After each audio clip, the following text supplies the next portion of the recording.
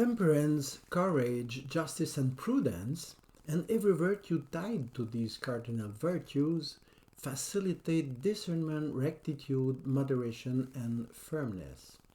Therefore, each of them qualifies together reason and will, and concupiscible and irascible appetites too.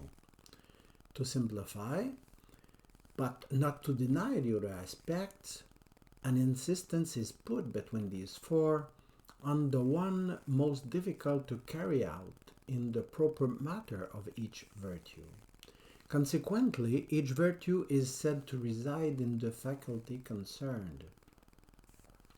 Reason, thus promoted seat of prudence, doesn't always give its direct attention to the good of man, namely to happiness and to actions providing it. Therefore, the moral virtues don't see to the whole activity of reason. Nature left the man unfinished. The happy life requires such a variety of instruments that nature couldn't integrate them all to man's body as it did with other animals.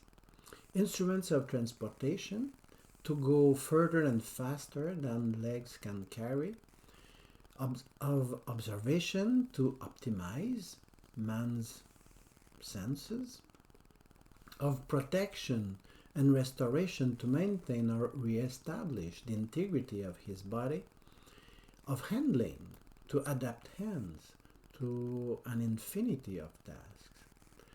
Their invention and production is not directly measured by the good of man. Rather, they are measured by the good of these works themselves, and also by the aptitudes and limits of the matter in which they are realized. The virtues which insert the respect of the pertinent know-how are called arts, and vary according to which matter is worked with, clay, metal, or anything else. Etymologically, an art is precisely a savoir-faire, a capacity of making due to some knowledge, the contrary of inertia, the incompetence to make anything. They can also be called techniques, as the Greek word techne offers the same connotations. In short, as far as we are acting upon man to make him happy, prudence directs. But as soon as the attention is on one of his productions, an art takes over.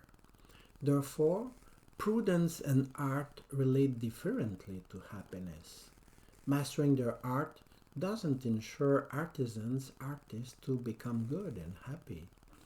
On the contrary, genial artists easily become the most unhappy men, the most unhappy persons, with tragic destinies. In contrast, prudence and unhappiness, prudence and malice cannot go together.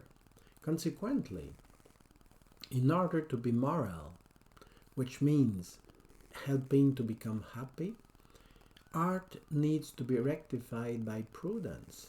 Art doesn't presuppose, doesn't assume moral virtues as its principles, as prudence does. A work of art can be totally immoral, even observing all the rules of its art. That is not the case for an act of prudence, which has not enough to be astute. A paradoxical consequence is that the person of art is less deficient as such, being willingly clumsy, while an imprudent is still more imprudent when committing willingly imprudent